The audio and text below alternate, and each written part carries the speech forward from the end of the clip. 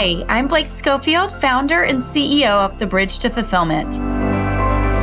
Mom to 3, USA Today top 10 professional coach, and former corporate executive who got tired of sacrificing my life for a comfortable paycheck.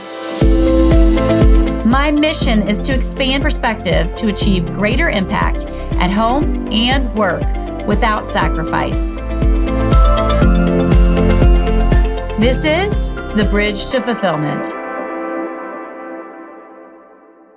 What do you do when everything feels overwhelming? When you're looking at your to-do list and it seems like there is no end in sight?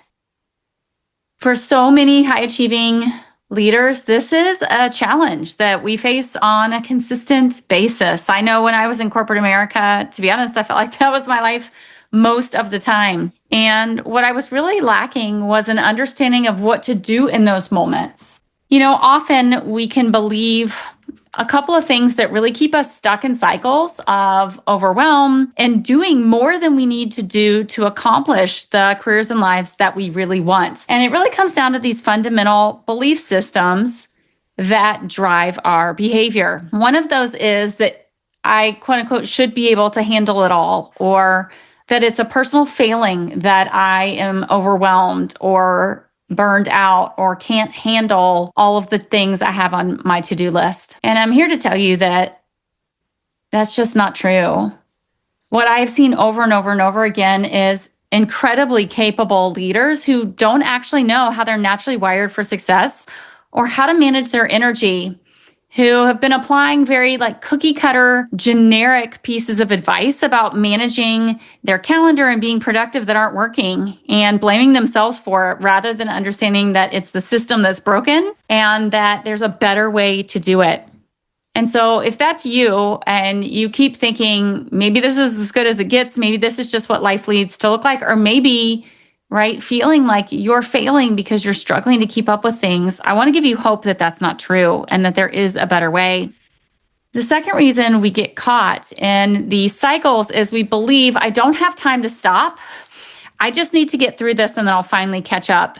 And that truly is the lie.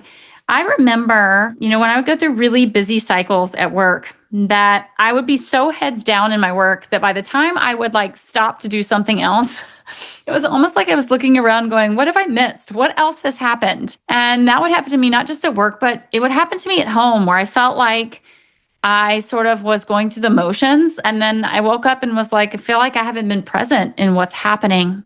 And this is what I hear over and over and over again from other leaders, that they're going through the exact same experience that I was going through. And one of the biggest mistakes I would make when I would get into these cycles was continuing to work, continuing to push through, putting in more hours rather than stopping, slowing down, taking care of myself, and actually being able to reprioritize or re-strategize what I needed to get done. And so if either today you are going through cycles of feeling like there's too much to do, or you've experienced this over and over again, I want to give you hope that your life doesn't have to continue to be this way. Certainly, we're not going to solve this on a 5-minute podcast, but what I do want to do is give you hope. And I do want to give you a couple of very simple strategies that you can put into place to start to create more space, more peace of mind, and to feel more in control of your responsibilities and the things that you need to do. So the next time you find yourself starting to feel anxious and stressed about all the things you need to do, rather than just dive into it, I want you to stop, take a break, go take a walk, go call a friend, go do something creative, something that is not tied to the work you need to do. Even if it's only for 15 or 20 minutes, it just gets you out of that heavy focus on needing to get things done. And then you can come back and sit down and write down what are the things that are on your to-do list right now. And a simple way to look at that is then to look and say, what is actually urgent? What needs to get done right now? And what can only be done by me? When you start to look at what can only be done by you and what is urgent, those are the things you have to prioritize first. Then you can start to look at the other things. Are those other things necessary? If so, can you delegate them to somebody? Is the timeline that you've associated with those things necessary, or is there room to push it out or adapt or adjust? Those are some very simple ways that you can begin to look at your workload and can begin to say, let me take care of the things that are urgent that only I can do. Then the second step, what can I delegate or potentially push out? And then the third step is a really important one that most of us miss, which is, what are the beliefs I have that I'm telling myself about this circumstance or about these situations? Often we don't stop to think about what are the things, the stories, the beliefs that we're telling ourselves in these moments. But it's actually those things that are driving the stress and anxiety more than it is our to-do list. It could be something as simple as what I said earlier. I should be able to handle this, or I shouldn't have done XYZ, or, well, generally it's a lot of I should, or I failed at, or negative cycles that don't actually move us forward. Things that we're saying to ourselves that are beating us up, that are putting us in a spiral, whether it is projecting out that we aren't going to be able to accomplish what we need to accomplish, that somebody might judge us, or we might get in trouble because we haven't done the things that we think we need to do, or we have fears about disappointing somebody because we said we were going to do something, but now we don't know that we can actually accomplish it.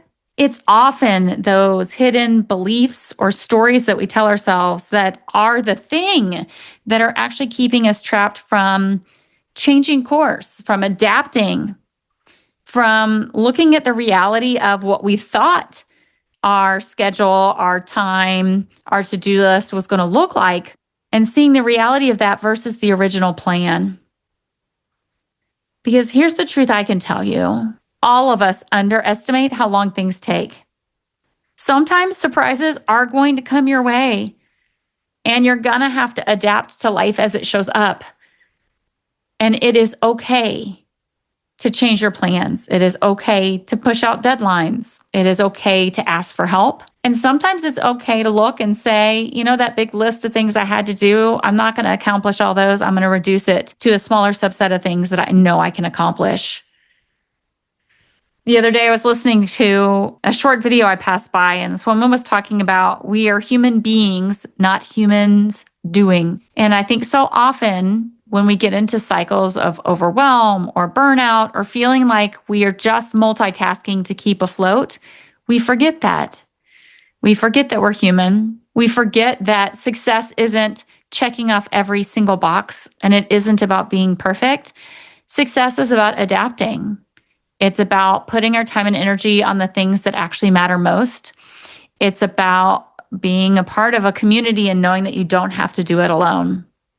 And so I hope this short podcast today has given you a little window of hope, has reminded you that even if you feel like you have more to do than you can accomplish, that doesn't need to drive your life.